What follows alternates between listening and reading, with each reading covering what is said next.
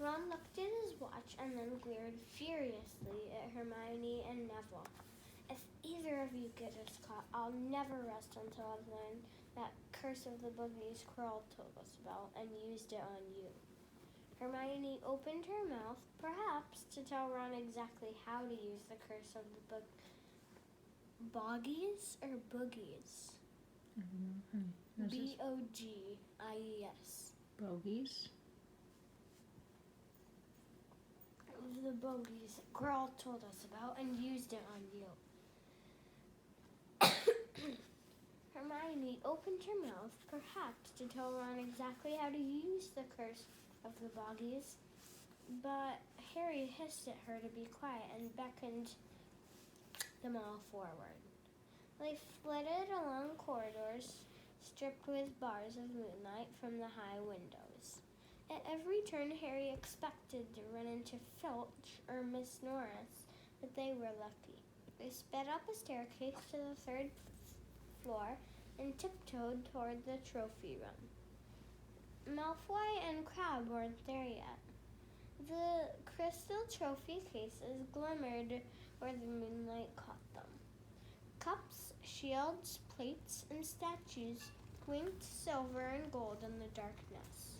They edged along the walls, keeping their eyes on the doors at either end of the room.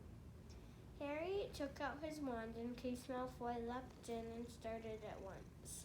The minutes crept by. He's late. Maybe he chickened out, Ron whispered.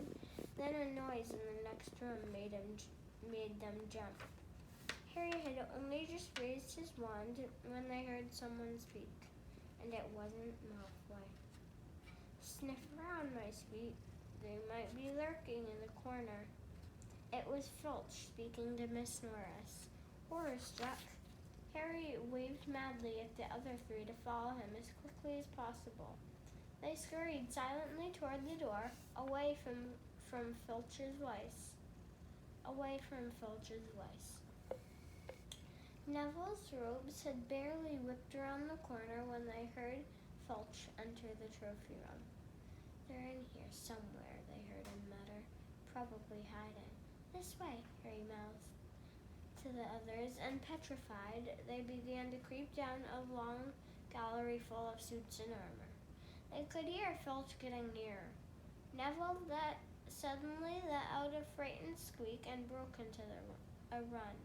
He tripped, grabbed Ron around the waist, and the pair of them toppled right into a suit of armor. The clanging and crashing were enough to wake the whole castle. Run! Harry yelled, and the four of them sprinted down the gallery, not looking back to see whether Filch was following.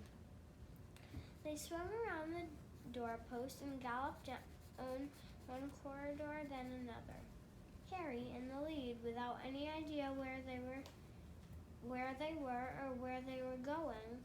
They ripped through a tapestry and found themselves in a hidden passageway, hurtled along it, and came out near their charms classroom, which they knew was miles from the trophy room.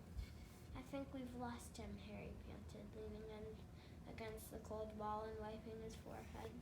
Neville was bent double, wheezing and spluttering. I told you, Hermione gasped,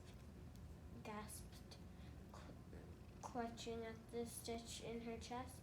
I told you. We've got to get back to Gryffindor Tower, said Ron, quickly as possible. Malfoy checked you, Hermione said to Harry. You realize that, don't you? He was never going to meet you. Filch knew someone was going to be in the trophy room. Malfoy must have tipped him off. Harry thought she was probably right, but he wasn't going to tell her that. Let's go. It wasn't going to be that simple. They hadn't gone more than a dozen paces when a doorknob rattled and something came cheating out of the classroom in front of them.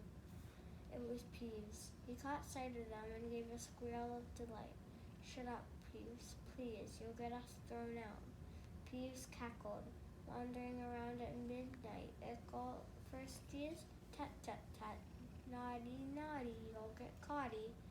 Not if you don't give us away, Peeves, please. Shh, should tell Fletch I should, said Peeves in a saintly voice, but his eyes glittered wickedly. It's for your own good, you know. Get out of the way, snapped Ron's, taking a swipe at Peeves. This was a big mistake. Students out of bed, Peeves bellowed. Students out of bed down the terms corridor. Ducking under Peeves, they ran for their lives, right to the end of the corridor where they slammed into a door, and it was locked. This is it, Ron moaned as they pushed helplessly at the door. We're done for. This is the end. They could hear footsteps, Filch running as fast as he could toward Peeves' shouts. Oh, move over, Hermione snarled. She grabbed Harry's wand, tapped the lock, and whispered, Alohomora. The lock clicked and the door swung open. They piled through it, shut it quickly, and pressed their ears against it, listening. Which way did they go, Peeves? Filch was saying. Quick, tell me. Say please. Don't mess with me, Peeves. Now where did they go? Shan't say nothing if you don't say please, said Peeves in his annoying sing-song voice. All right, please. Nothing. Ha ha ha. Told you I wouldn't say nothing if you didn't say please. Ha ha ha. They heard the sound of Peeves whooshing away and Filch cursing in rage. He thinks this door is locked, Harry whispered. I think we'll be okay. Get off, Neville. For Neville had been tugging on the sleeve of Harry's bathrobe for the last minute. What? Harry turned around and saw quite clearly what